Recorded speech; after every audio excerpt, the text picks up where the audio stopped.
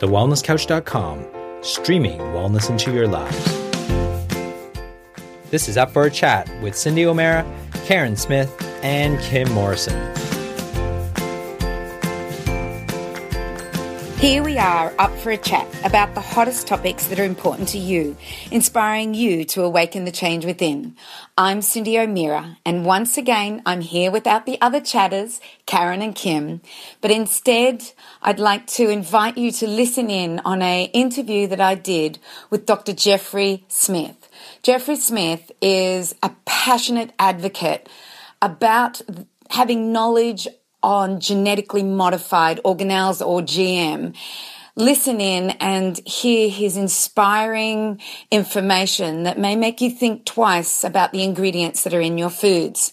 He's also been a part of my inspiration to create the documentary What's with Wheat. Hi, this is Cyndi O'Meara from Changing Habits, and welcome to the 2014 Transform Your Health webinar series. This series is free and we'll be interviewing leading experts speaking on health and well-being every month. Last month, I had the absolute pleasure of speaking with Dr. Jack Kruse, and in the coming months, I will be interviewing many other celebrated authors from around the globe who are interested in changing health paradigms. The purpose of these webinar series is to educate and give you more information in order to empower you to take responsibility for you and your family's life. Tonight, I have Jeffrey Smith on the line. I had the absolute pleasure of meeting Jeffrey last year in Byron Bay at the Uplift Festival. When I saw Jeffrey walking around by himself, I intruded on his space and let him know that I had been following his work for many years and thanked him for what he had done in educating people about genetically modified foods and being an absolute passionate consumer advocate. I also got a photo, by the way, everybody. His message is well-researched and goes over and above anyone I've read with the knowledge of GMO. Jeffrey's books include Seeds of Deception, Exposing Industry and Government Lies About the Safety of Genetically Engineered Foods You're Eating, which has become the world's bestseller on GMOs, and Genetic Roulette, the documented health risks of genetically engineered foods, which is authoritative work on GMO health dangers. Jeffrey also has a feature-length documentary called Genetic Roulette, The Gamble of Our Lives. It's been awarded the 2012 Movie of the Year through the Solari Report and the Transformational Film of the Year Award Guide. It's described as a life changer and seen by millions worldwide. The film links genetically engineered food to toxic and allergic reactions, infertility, digestive disorders, and numerous problems that have been on the rise, not only in the US population, but around the world since genetically modified organisms were first introduced. Now, I'd like to welcome Jeffrey, and at the end of this hour that we have with Jeffrey, we'll be talking about where you can find him, how you can understand these concepts more if we haven't explained everything in this first hour. But I've heard Jeffrey speak, and my gosh, he gives all his information. So welcome, Jeffrey. Thank you. Great to be here. I'm so glad we ran into each other in Byron Bay. Yeah, look, it was great. I was floored when I saw you just wandering around by yourself, and I went, oh, this is my opportunity. So, and it was lovely. It was absolutely lovely just having a chat with you. So look, let's get started. I just want to know, what got you so interested in researching the GMOs and being such a whistleblower?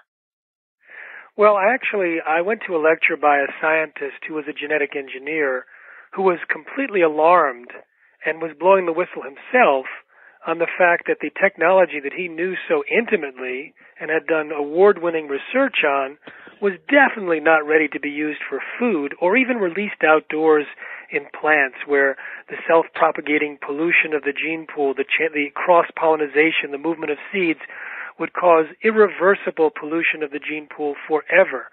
And he pointed out very specifically why the process of genetic engineering was generically prone to side effects and how the foods that were created from the technology could create diseases and allergic reactions and toxic reactions and nutritional problems. And yet companies like Monsanto and DuPont and Dow and Syngenta and Bayer, they were going forward with planting GMOs and putting them in the food supply, even though there was very, very good reason to assume that people would get sick as a result. And I was listening to it from a scientific perspective, and my background was in communications and education and marketing and strategy, and I was looking at that and saying, there is absolutely nothing like this on the planet, nothing that has the effects could outlast that of global warming, of nuclear waste. The only thing that lasts longer than genetic pollution is extinction, and there was nothing that was so vastly impactful for all humans that ate. And I realized this scientist needs some help, so I started to translate his concerns into English that everyone could understand, and I haven't stopped. So I've been doing that for more than 18 years, and it turns out that it's had a big effect, because when people realize how dangerous genetically modified foods are, they change their habits and avoid GMOs, and that has started a huge revolution in the United States and in places around the world. Well, thank goodness you went to that lecture, because, you're one of the people that I know that I heard of first quite a few years ago. I think when you first put your book out is when I first heard of it. So can you explain to us what genetically modified, there's so many terms. There's GM, there's GMO, there's GE. Can you explain these terms and explain to us what it is? Yes, I use all of those terms interchangeably. Not everyone does, but here's what I describe as genetically modified or genetically engineered. Normally, you create new plants or organisms through sexual reproduction. You have a mother and father, and upon mating, the genes will combine and then reform some traits from the mom and some traits from the dad. With genetic engineering, you identify one or more genes in one organism, and then you isolate it, pull it out, and then force it into the DNA of another organism. So they have actually put spider genes into goats in the hopes that they could milk goats to get spiderweb protein to make bulletproof vests. They've put cow genes in pigs so that the pigs have cowhides. They have done all sorts of mixing and matching across species and kingdoms. And for the food that we eat, the primary use for genetic engineering is to put genes from bacteria and viruses into plants so that the plants can either be sprayed with weed killer and not die, or produce their own toxic insecticide to kill insects. And those 9 genetically modified food crops, which are available in the United States and many around the world, are the GMOs currently out there, but they're patented. They make a lot of money for the seed companies, and the stated goal of the seed companies like Monsanto is to genetically engineer all commercial seeds, and not just seeds. Now they're genetically engineering insects, fish, livestock, etc., that are in some aspect of the pipeline waiting to be approved. You got to wonder how this has been allowed. Even by you explaining it, it just doesn't seem right. It just seems like it's going to destroy the natural order of things, because this can't happen in normal natural order of things, can it? Well, no, you can't do quite the combinations that they're doing with GMOs. And not only are the combinations unique, crossing normal barriers for kingdoms and species, but the process of genetic engineering creates massive collateral damage and side effects. So, for example, in Monsanto's corn that produces an insecticide, the process of genetic engineering, which involved shooting millions of genes with a gene gun into a plate of millions of cells and then cloning those cells into a plant, that caused 43 different genes to dramatically change their activity. One was shut off normally in corn, and when it switched on, it produced an allergen. So people eating Monsanto's corn might get an allergic reaction, which of course can be potentially deadly, and that's from the background noise, the process itself, the side effects. In their soybeans, there is something called trypsin inhibitor. It's found in all soybeans, but in Monsanto's soybeans, it's as much as 7 times the amount for cooked GM soy compared to cooked non-GM soy. And trypsin inhibitor is a known allergen, and it also can cause significant digestive problems and potentially organ damage. So we have the generic technology is not safe and is certainly not simply inserting a gene into another crop. It involves hundreds or thousands of mutations and changes in gene expression for up to 1,000 genes.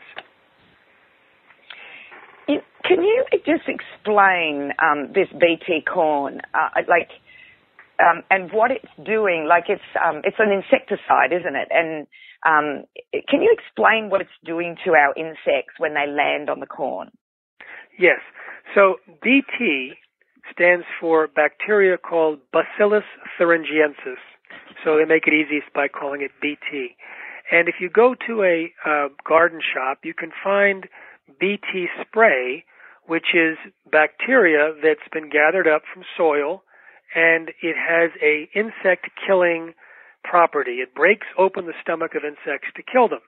Now, you can spray it on crops, and then it washes off or biodegrades, and so within a few days it's basically gone. But the genetic engineers have taken the gene from the soil bacterium and put it into the DNA of corn or cotton plants. Now, the production of that BT toxin in the corn is in concentrations that are thousands of times that found in the spray. It's a more toxic variety, and it kills insects in the same way. It pokes little holes in the cell walls of their guts to kill them. And the excuse given to putting this poison into our food supply is that it had no impact on human cells or even mammal cells, and that turned out to be false. The BT toxin in its natural state has been shown to cause allergic reactions in humans and mammals, tissue damage, etc., etc. The BT in the BT corn has created massive immune responses, and now they have found that it pokes holes in human cells. So in the corn that we eat from this BT corn, we have a toxin that might cause allergic reactions or cause irritation and holes along our digestive tract, which could link to gastrointestinal disorders or even leaky gut, which is where there are holes in the walls of the digestive tract, allowing products that are not supposed to be in the bloodstream to get in there. And that is linked to cancer, to autism, Parkinson's, Alzheimer's, inflammation, autoimmune disease, food allergies, and other diseases. So if it's doing that to the cell lining, and, you know, a cell in our body is very similar to our microbiomes, what could it be doing to the microbiomes in our intestinal tract? That's an excellent question. So as you know, the gut bacteria plays a key role in health, and it's now basically a huge popular area of study because there's so many characteristics that are really powerful for determining health that are now just being discovered. The gut bacteria allows certain vitamins to be assimilated. It creates certain vitamins. It is part of our immune system. And there's good gut bacteria and there's bad gut bacteria. Now, we know that in the only human feeding study ever published on the commercialized GMOs, part of the gene that was inserted into soybeans transferred into the DNA of bacteria living inside our intestines and may be continuing to function. This means that a gene that we eat can end up permanently inside our gut bacteria and produce these genetically modified proteins. Now, I'll get to the soybeans in a minute, but before we get off of the BT corn, let's think what that might mean. If we eat a corn chip, and the corn chip has DNA in it, genes that produce this BT toxin, if that gene were to transfer to our gut bacteria, it might turn our gut bacteria into living pesticide factories. And so we would be producing this known allergen and toxin that pokes holes in human cells inside our intestines 24/7 on a continuous basis. Now, there was a study done in Canada where they found BT toxin in the blood of 93% of the pregnant women tested and 80% of their unborn fetuses. And they were very confused as to why such a high percentage of the subjects had Bt toxin identified in their blood when, theoretically, the toxin should wash out very quickly. These were Canadians. They weren't eating corn tortillas every day like they do in Mexico. So they wondered what the frequent source of Bt toxin would be for these Canadian women. Now, they guessed that it was the milk and meat of animals that were eating the Bt corn as part of their feed, and that the Bt toxin ended up in their meat or milk or eggs, and that ended up in these women, and it somehow got into their bloodstream, possibly through the holes that it created themselves. But I think a more plausible explanation is, since we know that genes can transfer to the DNA of gut bacteria and may continue to function, if they ate corn chips or polenta or corn tortillas or cornbread in the past, and the gene transferred to their gut bacteria and continued to function, then they were producing this Bt toxin inside their intestines, and then perhaps the Bt toxin poked holes in the walls of their intestines, creating little holes to get through, and then the Bt toxin enters the blood. Now, if it enters the blood, another study on mice showed that it's toxic to blood, and it's toxic to the structure and function of red blood cells. If it gets into the unborn fetus, as we know it does, there's no blood-brain barrier to prevent the Bt toxin from going into the brain of the unborn fetus, and there it might poke holes, causing cognitive or developmental disorders. So here's where we have a very serious potential threat, and there has been no research whatsoever to verify whether this is happening, but we do see a lot of evidence, both anecdotal evidence, clinical evidence, correlational evidence, that consumption of this GMO corn is related to certain of these diseases that might be predicted if we are, in fact, eating an allergen and a hole-poking toxin. Oh, I'm sitting here just shaking my head thinking, what have we done? And can I just briefly summarize what you said? So you do not believe that it's the animals that are consuming this food that was causing this problem in Canadian pregnant women, but more so if they'd eaten a corn chip, and everyone's eaten a corn chip, and they've never probably looked at it's organic because it's usually in a bowl at a party. So you don't believe it's what the animals are eating, but rather what we eat directly. Is that what you're? Well, I won't say I don't believe. I won't say I will rule that out completely. Okay. You see, the biotech industry has claimed that the Bt toxin was destroyed in the digestive tract and doesn't even survive the stomach. Well, we know that that's not true from animal studies. They fed Bt toxin to animals, and it caused tissue damage and immune system responses.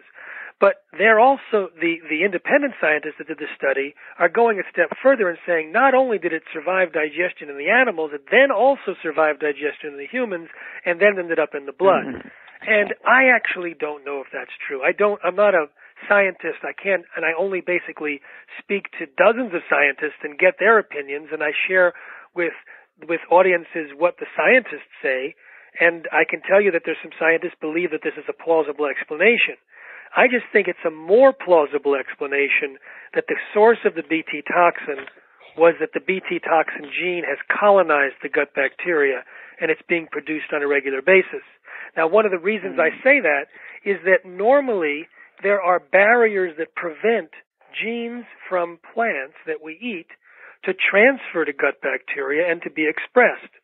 They have to have a certain physical characteristics, they have to have a certain on switch, etc., etc. All of those in the plant genes make it very, very unlikely that a plant gene will transfer and express in bacteria inside of us. But all of those barriers have been dismantled in the genetically engineered crops that use genes from bacteria, and they don't have these certain characteristics that would prevent it from ending up taking residence in our gut bacteria. So there's a lot of theoretical support. And then I've also given lectures to thousands and thousands of medical doctors and chiropractors and nutritionists and naturopaths, and they're saying that they believe that the GMOs and this Bt toxin may explain the huge rise in gastrointestinal disorders since the GMOs were introduced. And when I speak to audiences close to 100 events already, asking audiences to tell me how many people have gotten better from certain symptoms when they remove GMOs from their diet, the most popular symptom is always gastrointestinal.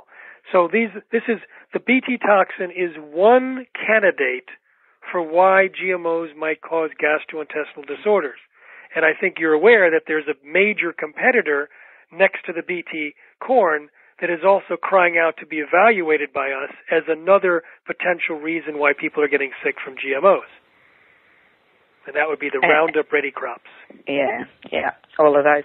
So you said that the Bt corn, there's Bt corn and Bt cotton. Now I was just looking up our Australian, what's happening in Australia, and we do have a worldwide audience, but many of ours are Australian. And I noticed that cotton was done in 1996. Now I don't know whether that's Bt cotton or not. And then in 2003, canola oil, and apparently they're the only two crops that are being grown in Australia, but there is some experimentation being done, and we do import a lot of these foods. So can you tell me the 9 foods that are now genetically modified around the world? Yes, and I believe that Australia has also grown genetically engineered carnations. I don't know if they're still current, but yes, the cotton and the corn are the other ones. The 9 food crops are soy and corn, cotton, canola, sugar beets, which are used not for table beets but for sugar production in the United States. Also, there's alfalfa, which is used as hay for animals. There's papaya that's grown in either China or Hawaii. Most of that is genetically engineered. And then there's some yellow squash and zucchini. I don't know if you call it zucchini in Australia, but those are the 2 other vegetables that are genetically engineered. Now, no popcorn currently is genetically engineered, just the other types of corn that are used for tortillas and field corn, etc. You know, most people will acquaint cotton for clothing, but I just want to reiterate that cotton is used in oil production, and that it goes into our food supply as well. Right, cottonseed oil. And the thing is, the oil would not have any more Bt in it because the protein portion is gone when they make the oil. But because the process of genetic engineering creates such massive collateral damage, there could be some fat-soluble toxin that's produced, just as we know that allergens are produced as a result of the process. There could be toxins produced from the process. And so using cottonseed oil that's genetically engineered has a greater risk for health than using natural cottonseed oil. Yeah. It just, it goes on and on. So for the consumer who says, okay, all right, I get all of this stuff, but how do I identify packaging of foods that could be GMO-free or not GMO-free? And you know, is it marked? Is it on our packaging? Is there legislation? I did hear something was happening in California where even the public said that they don't care whether it's labeled or not. Could you explain what's happening with labeling of our food? Yes, so certainly the first question is how do you avoid GMOs given the current labels? And there is a labeling requirement in Australia, but it is full of loopholes. So if you have these processed ingredients like high fructose corn syrup or canola oil or cottonseed oil, there's no required label, even if the source is 100% genetically engineered. So it's a very unfriendly labeling law. It is not friendly to consumers, and it really needs to be overturned. There was a similar law years ago in Europe, but the European citizens were absolutely outraged that you can have 100% genetically modified soybean oil and not even have a label on it. So they changed it so that if the derivative, if it's derived from GM soybeans, it must be labeled as GMO, but not so in Australia and New Zealand. Now, in order to avoid, if you have a question, we have a shopping guide which has the derivatives of soy and corn, and they have names like dextrose and maltodextrin and things like that, which you wouldn't necessarily know are from corn. And so the first thing you could do is just to try and avoid the at-risk ingredients. And you'll find that you'll be avoiding most processed foods because most processed foods will have the derivatives of soy, corn, cottonseed oil, or canola oil. The other way to do it is to buy organic, and organic products are not allowed to intentionally use GMOs, although sometimes contamination can occur. And there's also products that will be labeled non-GMO, whether or not it's organic. And certainly the manufacturer has taken steps to reduce or eliminate contamination.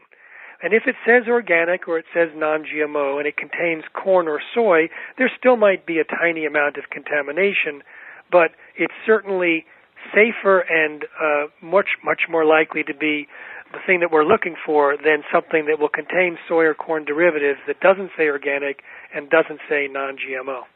There's also a shopping guide that Greenpeace put out specifically for Australia. I don't know how up to date it is. Yeah, that's truefoods.org.au, and yours is an Android and an iPhone app, your application? Right now we only have an iPhone app because that's what our volunteer created for us, and that's at Shop No GMO. Shop No GMO is the name of the iPhone app, but whether you have an iPhone or not, you can go to the website nongmoshoppingguide.com. At nongmoshoppingguide.com or at the iPhone app, you can see the list of at-risk ingredients, the invisible ingredients that we call it, and you can also look at the over 16,500 products in the U.S. that have been verified as non-GMO. Some of those, of course, are sold around the world, but it's also true that sometimes companies will sell one product non-GMO in one continent and GMO in another. So back in 1999, the food industry in Europe eliminated GMOs, including McDonald's and Burger King and Nestle's and Unilever, but only in Europe. The same companies sold GMOs in Australia, New Zealand, and the United States. Look, I just want them to know where these foods are because I think they're hidden a lot of the time. So, firstly, a lot of those oils, what we're finding is, margarine, which is, say, vegetable oil. So we don't even know where the source is. We don't know if it is a crop that's been genetically modified versus a crop that hasn't. So whenever I see vegetable oil, I always say to people, stay away from it. You don't know where it's coming from. You don't know whether it's genetically modified. So I guess that's a big one because all margarine and hydrogenated vegetable oils or even intersterified vegetable oils are in a lot of our processed foods, a lot of our packaged foods. They're everywhere.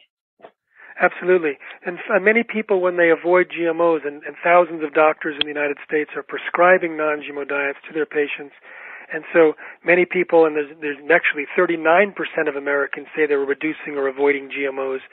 And so the non-GMO trend is huge. The non-GMO labeled products had more increase of sales than any other health or wellness labeled product 2 years ago, and second fastest growth last year. It's absolutely phenomenal.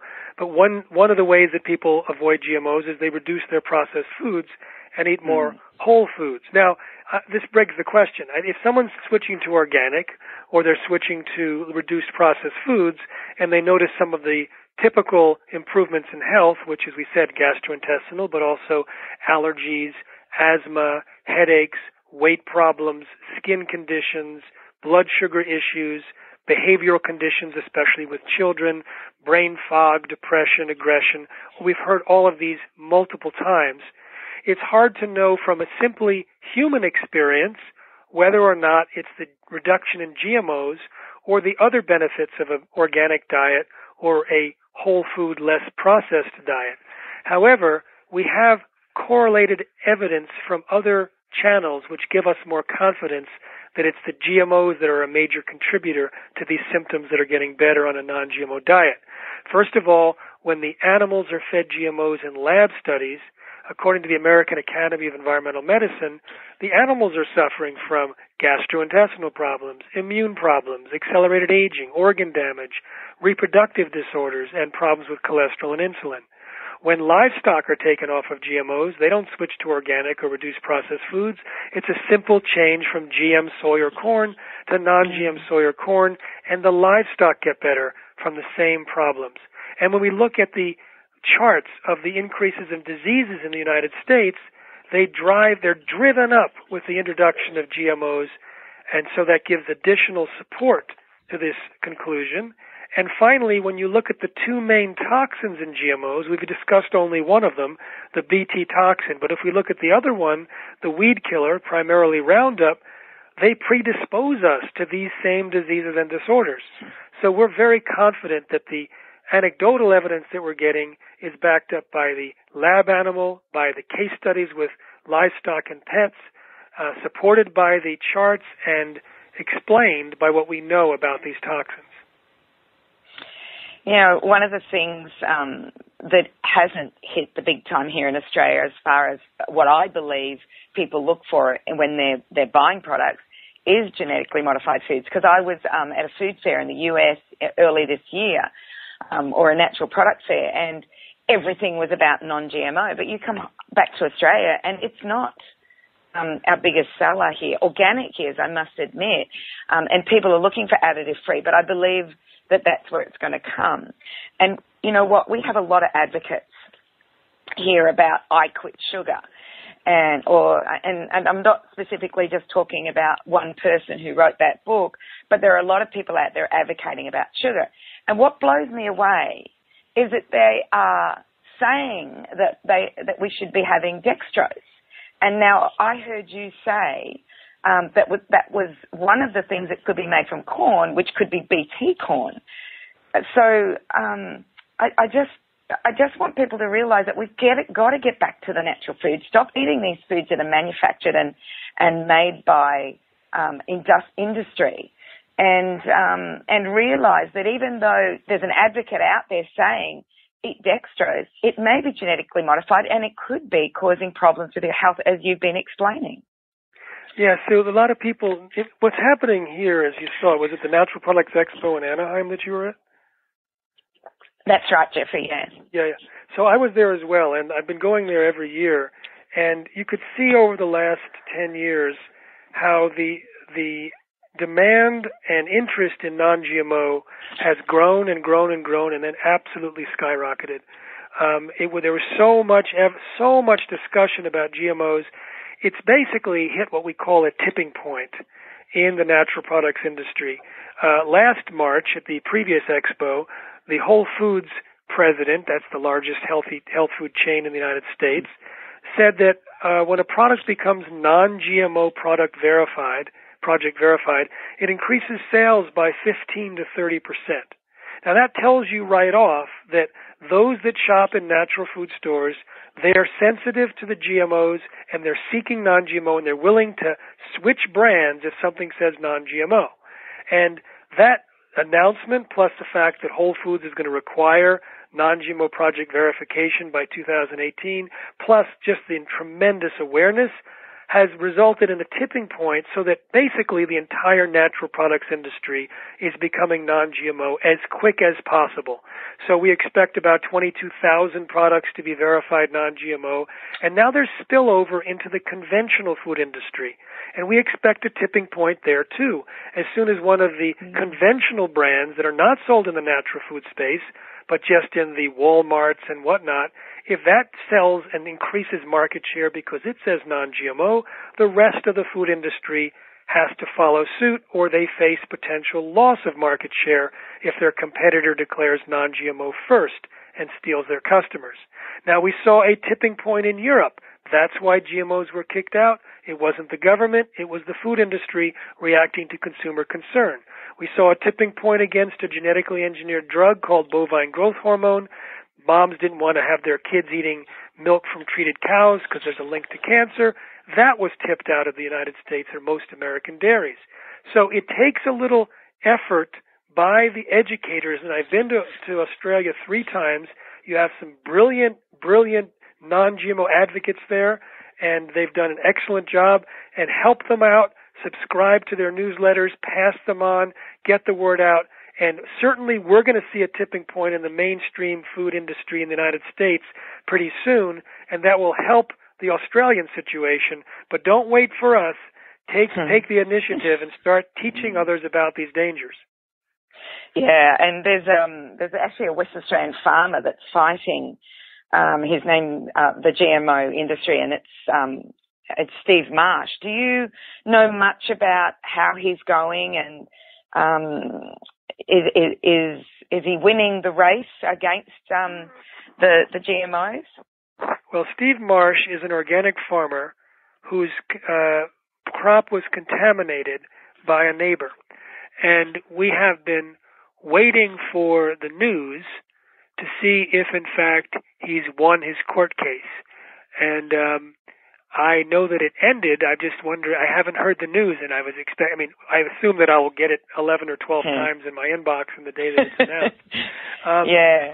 But we are rooting for him, and it's really a pivotal precedent-setting case because many organic farmers have been contaminated, but none before have actually filed a lawsuit. And obviously, there are farmers that have filed lawsuits, organic farmers, for being sprayed by illegal, unapproved chemicals that will cause them to be decertified and lose money. But this is a kind of a different pollution. It's pollen pollution and seed pollution. And so we're all pulling for Steve Marsh, and the campaign basically says, I am Steve Marsh, because all of us are really represented in his fight. Yeah, no, I agree, and I would love people who are listening to this to look up Steve and get on the bandwagon and support him, and get on the Facebook page and everywhere that he is, because look, he's one of the troopers. We've got quite a few troopers here in Australia, and I see them being absolutely slaughtered, but they keep getting back up again, and that's a wonderful thing. Now, one of the things when I read your book, I made the decision. Look, I'd already been eating naturally because I've been a nutritionist for 30 years. But one of the things that I noticed that was in all chocolate was something called soy lecithin. And most people see it as a minor ingredient and don't really think about it. But when I realized that soy had been genetically modified, and most of it didn't say it was non-genetically modified soy lecithin, I started to take that out and get rid of those chocolates. And do you know, when I first started to do this, there were not many chocolates out there with soy lecithin. In actual fact, I don't think there are any. I had to make my own. Now I'm noticing a plethora of chocolate out there that doesn't have soy lecithin. What other foods do you know of that this insidious food seems to go into? Have you noticed where it's going? Oh, yeah, absolutely. So you see, when you start becoming GMO sensitive, you can look at an ingredient panel, and within a second, you can see if there's soy lecithin or some of the other typical ingredients like soy protein isolate or soybean oil or canola oil, etc. Soy lecithin is an emulsifier, so it helps things blend up easily. And you don't need it for chocolate. There's some chocolates out there that don't use it at all, and there's some chocolates that say non-GMO soy lecithin, which is becoming, as you say, more popular in the natural food area in the United States. Now, it's a tiny amount. Here's the thing. I'm going to say that I cannot tell people with any level of confidence what level of non-GMO commitment they need to have. I can say this, that the more refined something is, the more processed it is, the less negative impacts from being GMO there would be. So the dextrose, or these derivatives of corn that are very, very, fractionated, etc., they won't have any Bt toxin in it. They won't have any protein. They won't have any DNA from the crop that can be transferred to the gut bacteria. But they may have some other changes that occurred as a result of the process of genetic engineering. A far more dangerous thing would be to eat sweet corn in the United States from Monsanto's variety, which has the Bt toxin gene, plus it's been sprayed with Roundup herbicide. Again, we haven't even talked about that danger. And so some people will choose to be non-GMO at home, where they have more control and less concerned about it when they go out to eat or someone else's house. Some people may may not be paying much attention if it's a tiny ingredient, and they'll pay a lot more attention when it's the major ingredient. And I can't say what is safe and what is not safe because there's not enough research. And oftentimes when independent scientists do the research, they have very great difficulty obtaining the seeds to do the research on, getting the money, getting it published. And if they do publish, they're often threatened, gagged, fired, jumped on. And their careers can be ruined by doing a good GMO research. And that's why hundreds of scientists who would have done research in this field refuse to do so because they put their careers at risk. And this is something that's been written up in major journals as well as in newspapers. It's in my book, Seeds of Deception, and it's very, very well known. My parents, or my mother is from Iowa, USA, corn growing belt of the US. And I don't know if you have information on this, but the people who live around places where these plants are being grown, have you noticed that their health is not good?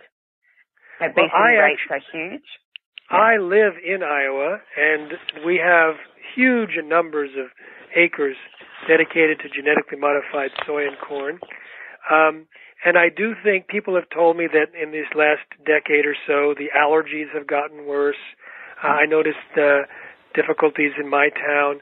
I've talked to a doctor who talks about when these fields are sprayed during spraying time, he gets a huge increase in the number of visits. There was a village in the Philippines that virtually the entire village succumbed to a sickness after they woke up one day and there was a stench coming from the BT cornfield next door, just adjacent to the community. Someone went in to check and his face swelled up, and then the people living closest to the corn got sick first, and then it moved further away. And the same corn that was planted in 4 more villages the next year, similar situations occurred, and they blamed the corn on certain animal deaths and unexplained human deaths. Now, that may have been a particular specific, unstable, bizarre GM combination that caused the problem, because that kind of thing has not been happening around the world, but they did confirm an allergic response to BT in the people in the village, and there was a lot of evidence pointing to the fact that there was some kind of instability in the plant. But even if it's not, you end up with, in the pollen of the BT crops, you have the BT toxin, and you also have the possibility of the DNA from the pollen transferring in, or from the dust, transferring into our lungs and ending up colonizing the bacteria in the lungs or other parts of our respiratory system. And that was warned. A UK government consultant sent a letter warning the Food and Drug Administration of the United States about that possibility. So, and that was completely ignored. In fact, I don't know if the people listening know this, but the FDA scientists who were evaluating GMOs were adamant that GMOs were quite dangerous and could lead to allergies, toxins, new diseases, and nutritional problems, and urged long-term studies and very, very careful analysis. And that was completely ignored by the political appointee in charge, who was Monsanto's former attorney. And his policy claimed falsely that the agency wasn't aware of any information showing that GMOs were different, and therefore no testing or labeling was necessary. So it was a complete lie.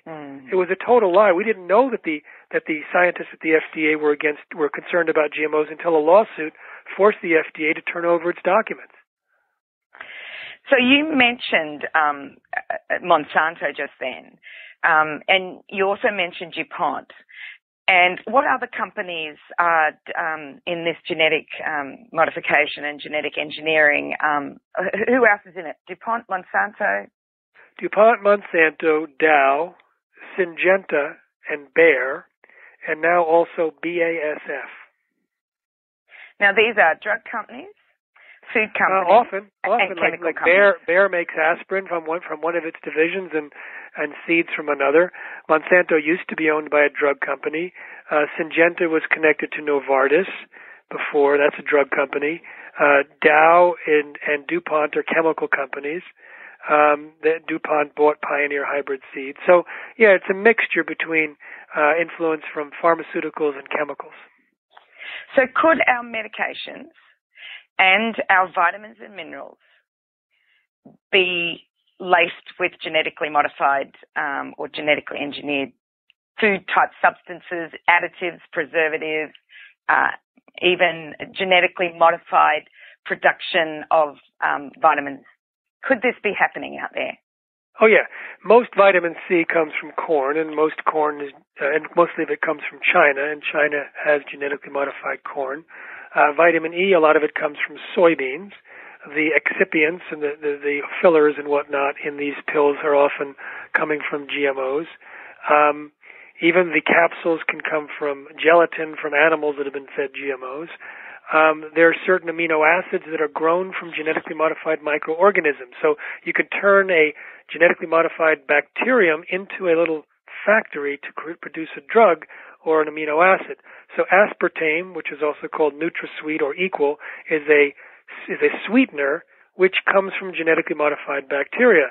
And we do a little bit of analysis of that in my book, Genetic Roulette. It turns out even if it weren't genetically engineered, it's probably extremely dangerous and should be avoided. If you just Google aspartame and symptoms, you can camp out for hours and absolutely never take aspartame again. But yeah, there's a lot of the problems in the vitamins and minerals, and some of the companies are trying their best to eliminate the GM sources, and in some of the categories they have no choice. In other categories they are coming up with alternatives. I have a nephew who's a chemical engineer, and I asked him to look up some of this stuff for me because I was having difficulty finding how vitamins were made. And he looked back in, the 1980s, how they were making vitamins versus how they're making it now. And a lot of the vitamins are being made through fermentation by genetically modified bacteria.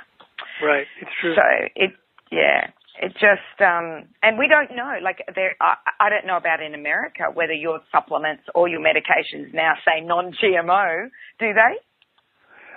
Some of them do, yeah, absolutely. You can find non-GMO vitamin C, non-GMO vitamin E.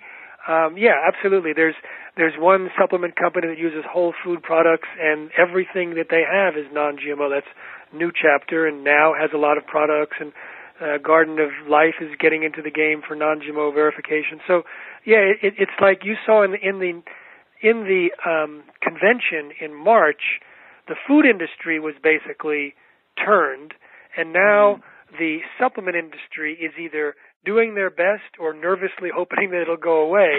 But I think most realize that it's not going away, and they're just trying to figure out what to do. They've been slow because there's so many GMOs in there. They didn't really want to raise the flag, but now they have to. Yeah, they do. I actually went through the supplement part, and it was so funny because I went to, I think it was Dow, or a subsidiary of theirs. And I looked at their raw ingredients, and their vitamins and minerals had the brightness of iridescence. Wow. And then right beside them was the gentleman that was taking the vitamins and minerals from food, such as the peel of a lime or, all non-GMO. And all of the single ingredients had a very neutral food-based colour. It was quite interesting to see it. I actually took photos and then married them together so people could see, exactly what was happening. So another question I have for you, because I believe I read in your book. Now, I read your book when it first came out. So I seem to remember you talking about experiments with animals that when they are given two different groups of food, one genetically modified and one that's not genetically modified, they will always eat the non-genetically modified food. So what makes them smart and us dumb? What is it? It's a good question. Well, it turns out we don't know exactly why so many types of animals, when given a choice, avoid the GMOs and go to the non-GMOs. And we're talking about cows, pigs, squirrels, geese, elk, deer, raccoons, rats, mice, chickens, dogs, and buffalo so far. there was some recent evidence where they looked at GM versus non-GM corn and found not only was the corn that was genetically modified completely depleted of nutrients by comparison, but also had high levels of formaldehyde. And the theory is that when it was sprayed with Roundup, you see most of the GM crops are called Roundup Ready. And Roundup Ready means that they're ready to be sprayed with Roundup weed killer. Normally Roundup will kill the crops, but not the genetically engineered crops. Now, the Roundup gets absorbed into the plant, and about 80% sticks around in the plant, much of that in the food portion that we eat.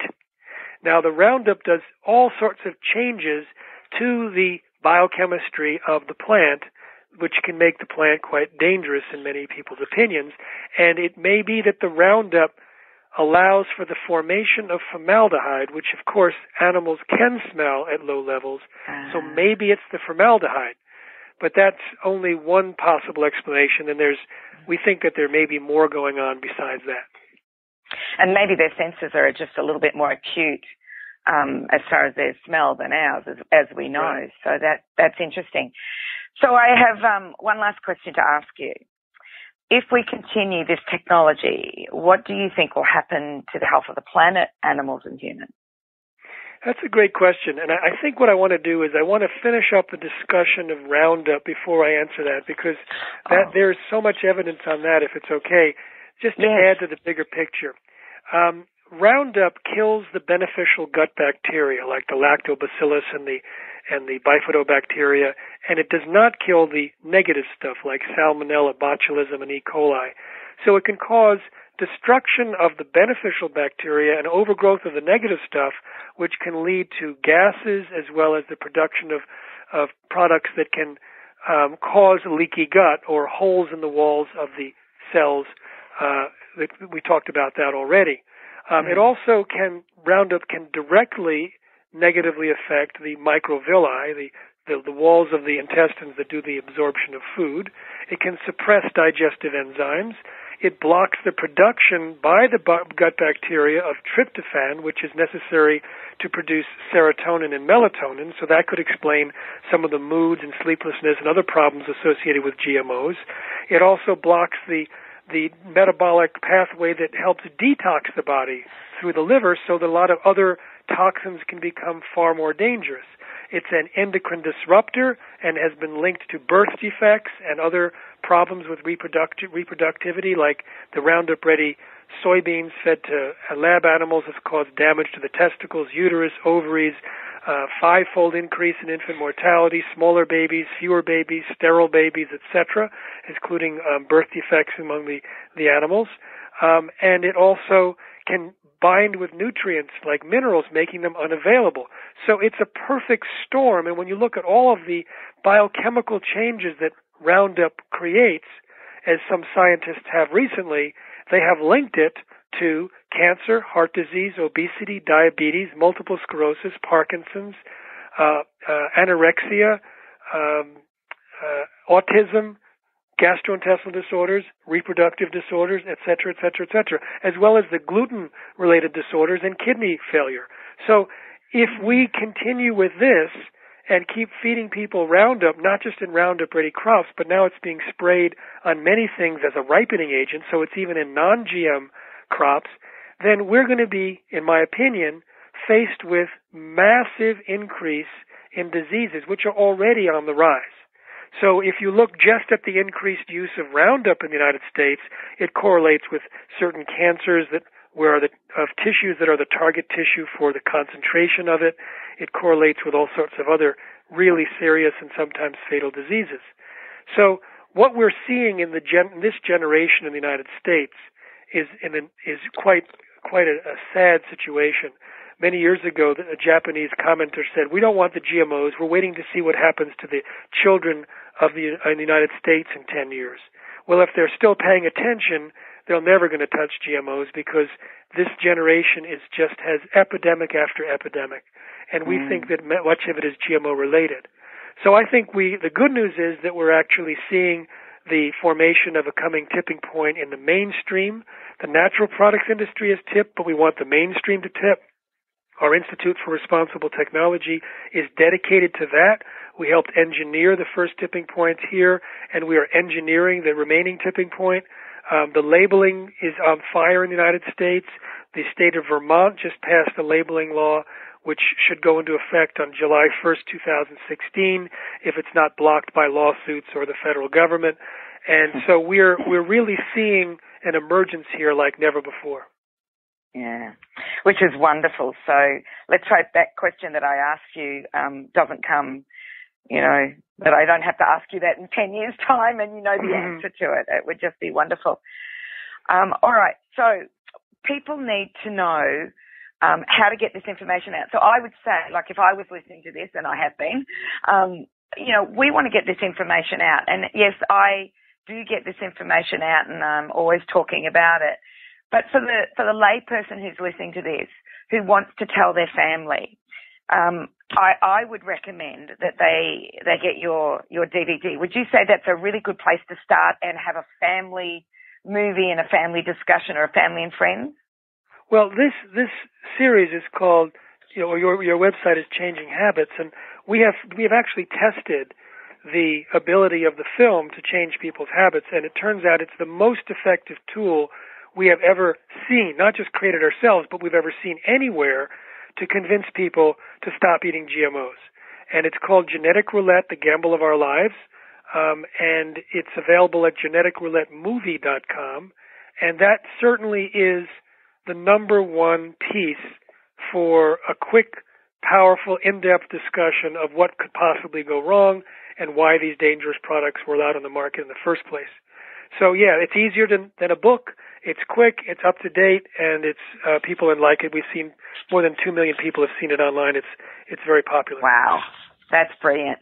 And then your 2 books, I suggest they get Seeds of Deception, Exposing Industry and Government Lies About the Safety of Genetically Engineered Foods You're Eating. As you've got 2 books out, haven't you? As well as Right, Genetic Roulette, the other one, Documented Health Risks. Yeah. Right. Genetic Roulette is the left brain book, which has the science well indexed, easy to scan or go in depth. And Seeds of Deception is the right brain book with stories, and it describes in story format why GMOs are dangerous and some of the ways that the biotech industry has rigged research and attacked scientists and covered up problems, etc. So it's funner to read, but it's not the references at a glance. And the funner to read one turned out to be the world's best-selling book on GMOs just because of that. Yeah. Just aside from just talking about where we can go, have you ever been gagged? No. Wow. I was aware when I published the book Seeds of Deception that some others had lost their publisher when a threatening letter from Monsanto scared the publisher, and 3 days before it was to come off the printer, the publisher canceled the publication and they had to find a different publisher. So I turned down a publisher offering to publish my book and said, no, I have to publish it myself. I need to keep control. And so I don't have a boss, and I can't be threatened that way. And so I've never been sued or threatened to be sued, and never been gagged. But I interview a lot of people who've had all of that. And so that's one of the roles that I take. Oh, well, good. I'm glad they have it. So another place that they can go for information is www.responsibletechnology.org. Yes, responsibletechnology.org. Yeah, that's like the mothership of the information that we have. And the first thing to do there is to subscribe to the newsletter so that you can stay up to date and we can keep people informed about late breaking news. But that's got videos, and it's got audios, it's got articles, and a lot of information. And also, of course, I travel all over, and my travel schedule's there. And when I was in New Zealand last year, I spoke to the regulators of Australia and New Zealand by direct and also by video conference, and it was very, very funny to see just how completely out of date and out of scientific mainstream they were, claiming that they didn't need to do any type of testing with animals on GMOs. They didn't have to look at any of these other things that most every other scientist that I've interviewed raises the alarm about. So I don't think that the Australian people should think that their government is protecting them. We've seen firsthand how their regulators are simply completely out of touch with current science on the issue, and yet they're absolutely convinced that they're doing fine by just allowing these products to come on the market one after the other. Yeah, Fsanz isn't my favourite place to go for information, and I don't trust them at all. I've seen what they've done in the food industry, let alone what they're doing with the genetically modified aspects of agriculture and food.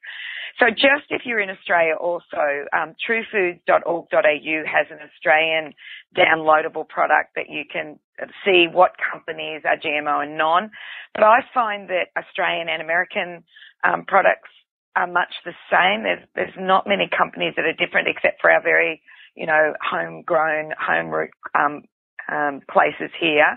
So I love the app. I think the app's brilliant, but truefoods.org.au for the Australian, and Madge, as in the name Madge, which stands for Mothers Demystifying Genetic Engineering.org.au.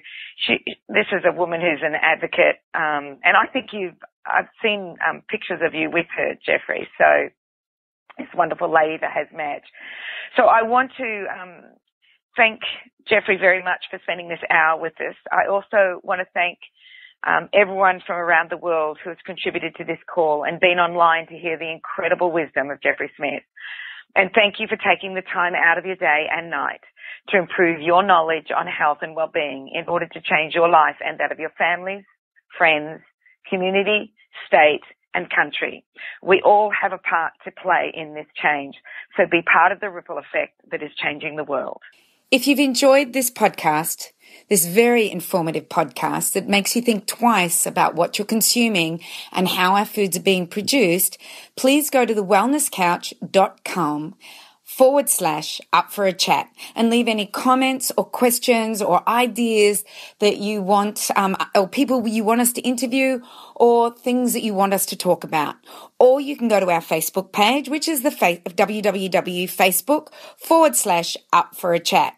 And please go to iTunes and give us a 5-star rating and be part of the ripple effect that's changing the world. Bye for now. This has been a production of TheWellnessCouch.com. Check us out on Facebook and join in the conversation on Facebook.com/TheWellnessCouch. Subscribe to each show on iTunes and check us out on Twitter. The Wellness Couch, streaming wellness into your lives. Whilst the Wellness Couch presenter endeavored to provide accurate and helpful information to their listeners, these podcasts cannot take into account individual circumstances and are not intended to be a substitute for health and medical advice from a qualified health professional. You should always seek the advice of a qualified health professional before acting on any of the information provided by any of the Wellness Couch podcasts.